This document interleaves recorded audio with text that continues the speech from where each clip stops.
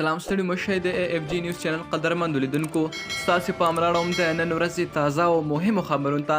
جلال آباد ښار کې د اماراتو ځواکونو لخوا یو مشهور غل او د پاکستان مهم غړی حاجي ګل مراد عرب سره د 246 جلده پاسپورټونه نیولي چې غوښتل پاکستان قونسلګرۍ نه پرې د ویزو امر واخلي. حاجي ګل مراد له درجنونو پاسپورټونو سره د پاکستان قونسلګرۍ په دروازه کې د امنیت یو څو ژمنو افغانانو چې نوري د ولس د ابد ورځ نشو زغملی اول یې ګل مراد پر کیبلونو وخلی او بیا یې مابس ته کش کړی دی.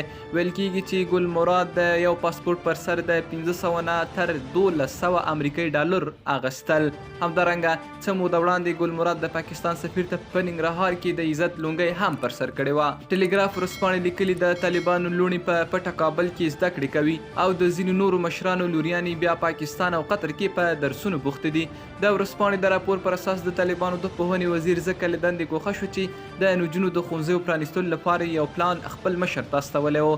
د پاکستان د بهرنیو چارو وزیر بلاول بوټو وایي طالبان بار بار له نړیوالې ټولنې سره خپلې ژمنې ماتې کړې دي نو له همدې وجې یې په رسمیت نه پیژني. نوموړی د بشري او ښځو حقونو دغه راز د نجونو ښوونځیو نه پرانیستلو ته اشاره کړې چې په دغه برخو کې طالبانو له نړیوالې ټولنې سره کړې ژمنې نه دي پوره کړي.